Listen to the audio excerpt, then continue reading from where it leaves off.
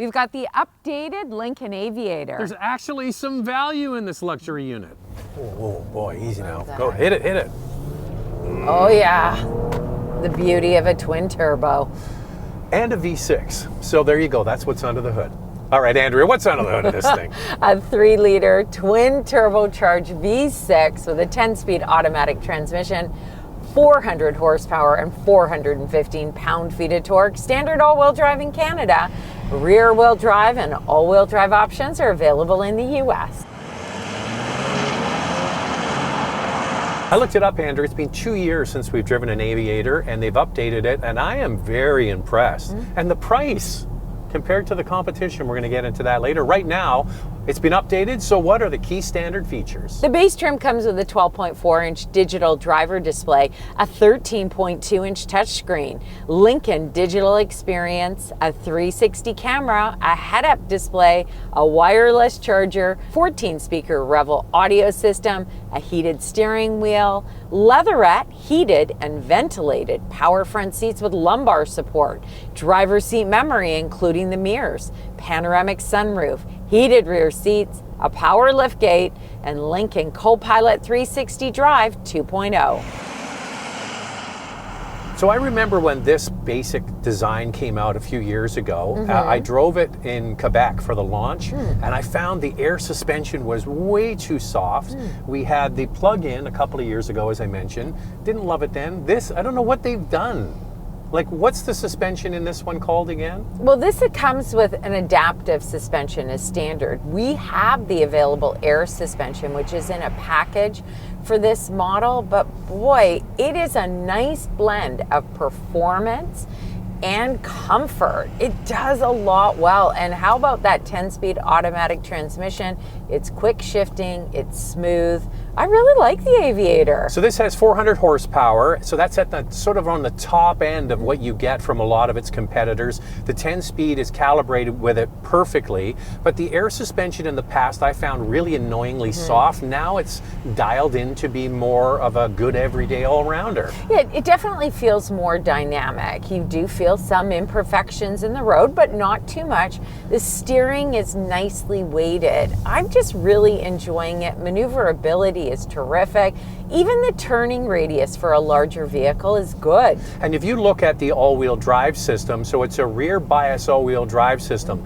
That's what you get from the Germans, from BMW, Mercedes, and Audi, is a rear bias all-wheel drive. So this is going right up the backside of those vehicles, and I think so far I'm impressed. And as you heard, this thing comes with a load of standard features, but here are some other ones. Blue Cruise hands-free driving includes 4 years, which is really great. I know a lot of people want that. Front and rear parking sensors are standard, and it also has a Class 3 tow package. That's all standard? All standard. Now you saw the acceleration from a stoplight off the top. You are not going to find a lack of power in this model, which, you know, when you're on the highway and you're trying to pass people, no problem. It's kind of nice just to have a good old V6. Sure, it's twin turbocharged, but no gimmicks, right? It's just a good engine and doing the job. And coming up in Questions, Coffee and Cars, we've got a question about where's the plug-in hybrid, so stick around for that. Okay, Andrea, they have different drive modes. We have it in Excite. Wait a second, I'm gonna get an Excite. Get it in Excite. All right. And what else can we put it in? You're gonna put it in S for subscribe, and if you can hit that notification bell, you'll be notified when all of our reviews drop, and then you can watch them. And we do this, the Couple Car Review, twice a week. The first one drops on Wednesday. We put another one out on Saturday. Make sure to like and subscribe. That surely helps. All right, kick it, Andrea. Put your foot into it. Oh, yeah. Not bad at all. Yeah, power's not an issue. Not an issue at all.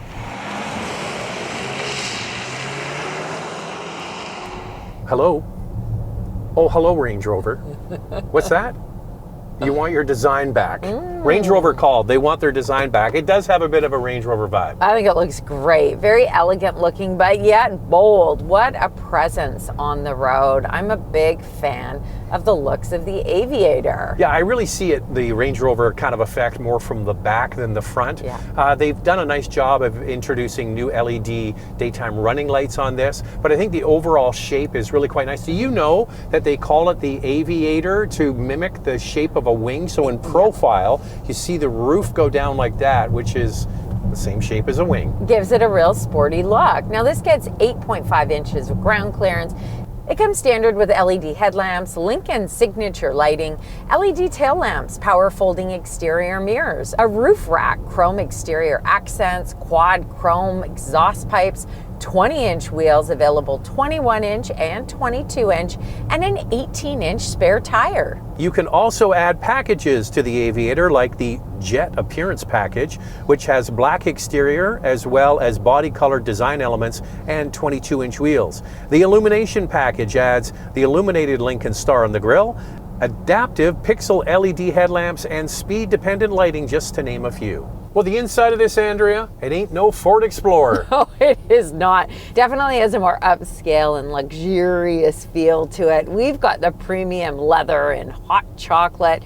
And boy, you don't see this kind of leather, that soft material, offered as much anymore in vehicles. Yeah, they have a lot of decorative, I will call it decorative, shiny hard plastic on the dash pad there, but it's all framed by other materials. So you've got chrome, you've got a nice vinyl dash pad, maybe a little bit too much wood for my taste personally, and then beautiful aluminum speaker grill covers. I mean, it really, so the shiny hard plastic actually makes it pop a little more. It does, especially against this hot chocolate color. There are other color options, which I really like that Lincoln is offering that. I think something besides black is always a treat. Storage in here is very good. I mean, look at this. This thing is a big center console. Even the door pockets. You have an actual water bottle holder in there. And I'm not crazy about the shifter in here. I just don't love that piano key shifter. I have to reach for it. And I get it. If it's something that you drive every day, you'll get used to it and you're not hitting the buttons that often. But I would love to see something else in here. Yeah, it's all muscle memory. When you get in it, you're just gonna, I mean, you will get used to anything. Rotary dial, the one here, the piano keys, it just becomes your car. But the rest of it, I think, is very well done. And you know what, when you start looking at this, considering the price, we're going to get in that again in a moment, I think they've done an excellent job of offering some relative value. Let's just call that, because it's a luxury product. It isn't cheap, and so it's relative value. And the screens that you see in here are standard wireless Apple CarPlay and Android Auto. The infotainment system is easy enough to use. It pairs your phone quickly. It's actually quite speedy, but you'll notice that there aren't many knobs and buttons. Most features are done in the screen now.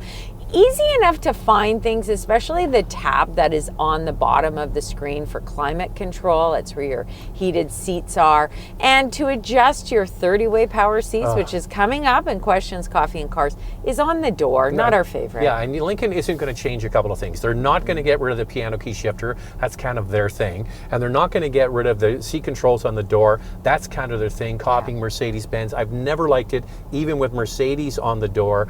And a lot of people are going to chime in, I love it. I like it down here. Yeah. It mirrors what your seat is actually doing down on the side. And there is a bit of a floating center console. You've got a little bit of storage in the front at the bottom. So overall, I do think it's well done. There are some things that I'd love to see tweaked, as I mentioned, but overall, a good job by Lincoln. And if you like a thumping stereo system, this is the Revel 28 speakers. You will not be disappointed. So if you're somebody that likes a real premium audio sound system, it isn't cheap, but if you're somebody that likes a really thumping stereo system, this one won't disappoint. And some of you have mentioned on Instagram, how come this didn't get the Nautilus big screen? You know what? I'm kind of happy it didn't get that large screen, because This just seems more manageable for me inside. What about you, Zach? Yeah, well, that's because this is an update, right? This is an existing platform. That other vehicle is all new. So that's why they were able to do it. Hopefully it won't come. I almost guarantee you it will. So this is kind of a bit of a Goldilocks. Get it while you can. Available features include ventilated rear seat captain's chairs, 30-way power front seats with massage, a 5.8-inch entertainment screen for the second row. This is a 6 to 7 passenger vehicle. A bench seat is available on all trims, or you could go for captain's chairs. The third row is just 2 seats. Well, here's me getting in the second row. Of course, the seats slide fore and aft. You get good leg room, excellent headroom, and the seats recline. How does this stack up? Comparing the Aviator to the Acura MDX Type S, the Lincoln has 43 inches of front row legroom, which is 1.4 inches more than the MDX. Second row legroom at 39 inches is half an inch more than the Acura. This is not the biggest third row. When you climb in there, you notice that your knees sit upright, and I gotta say, the seat comfort is pretty hard. Third row legroom for the Aviator is 29.2 inches, which is about the same as the MDX. Lifting up the power liftgate, you can see with all 3 rows of seats up, there is a useful cargo space. Underneath, there's even more space. How does this stack up? Aviator space behind the third row is 18.3 cubic feet, which is equivalent to the MDX. Space behind the second row for the Aviator is 41.8 cubic feet, and overall cargo space 77.7 cubic feet. Both areas are smaller than the Acura. So remember, stick around for the pricing. Let's get into questions. Time now for questions, coffee, and cars. Your questions from Instagram. This model looks really nicely done. Those seats look somewhat gimmicky though, with all the adjustments.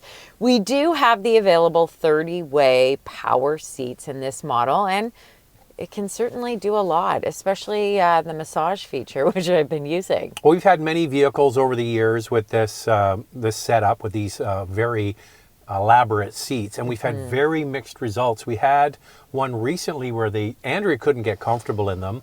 I think maybe there was something wrong with this seat, to be honest with you, because now we're sitting in this one and I actually think they're pretty comfy. Yeah, we think they're really comfortable. It was the Navigator that we had, and whether there wasn't much you liked about that at all. Oh, no. Not a huge fan of the Navigator. Couldn't get comfortable in the seats. These are much better, so I'm not sure what the deal is. And we like the color. Is there any chance for the PHEV to make a comeback? That's a really good question, although I must say that the PHEV did not offer a lot of range. So I know people would like it because it is electrified. I think maybe it didn't sell that well. I looked it up this morning, Andrea. It had only a 13.8 kilowatt hour battery. Yes. And you look at something like a Hyundai Tucson plug-in has an 18 kilowatt hour battery off the top of my head. So that is a lot bigger. They could certainly, there's enough room somewhere in here to put a larger, say they put a 20 kilowatt hour battery, it would give you much better range. So not sure if they're going to just do a hybrid. Ford has said that they're going to have a hybrid, regular hybrid, in all of their vehicles by 2030. So this shares the same platform as Explorer. Maybe both vehicles will just get a regular hybrid. And it is interesting because the Explorer used to have a hybrid, not the best fuel economy on that hybrid. And then this one always had a plug-in hybrid, hoping they bring something electrified to the Aviator and the Explorer. Hey, if you want to get a question in for a future video, follow along on Instagram. That's how you get a question in, Motormouth_Andrea. And it also shows you what's going on behind the scenes. For me, it's Motormouth_Auto, and the links are below the like button. Looking forward to the video. Don't particularly like the sound created by the Explorer ST exhaust. Without needing the third row, would an X5 be a better option? Zach and I had the same problem when we drove the Explorer ST model. A little bit loud coming from the exhaust. One thing you may want to consider, because that ST model has the same powertrain as this, why don't you go for the Platinum model? It could be tuned differently in that Explorer. Yeah, the Explorer, we didn't have a chance to drive that Platinum model. We only got the ST. Hey, listen, the sound from the ST model is great. My issue is you can't turn it off.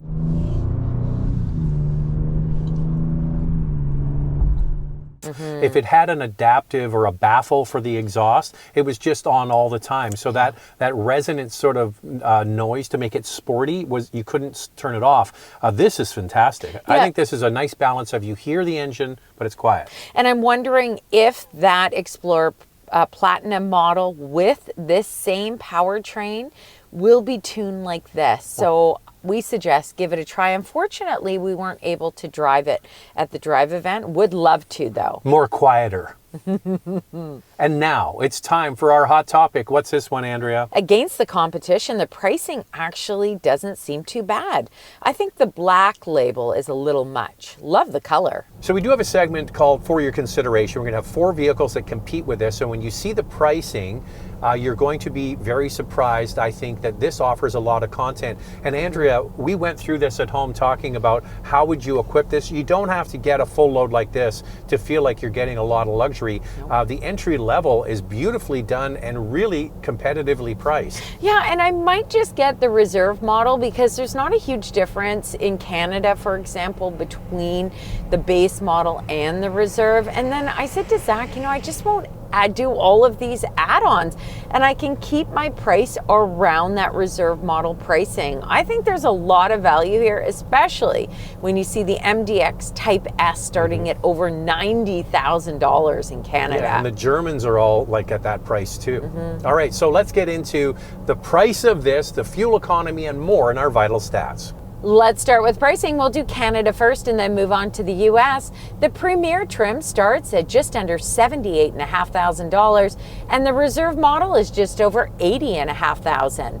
In the US, the first rear-wheel drive model starts at just under $59,000 and the Reserve all-wheel drive is just over $68,500. I mean, that's a good price in the US. Here's the fuel economy for this twin turbo, 13.8 liters per 100 kilometers city, 9.5 on the highway. That's just 17 miles per gallon in the city, 25 on the highway. The Aviator can tow 5,000 pounds, and the warranty is 4 years, 80,000 kilometers, or 50,000 miles. Okay, we just went through the price of this. Now we're going to look at the competition. Here's 4, pricing included.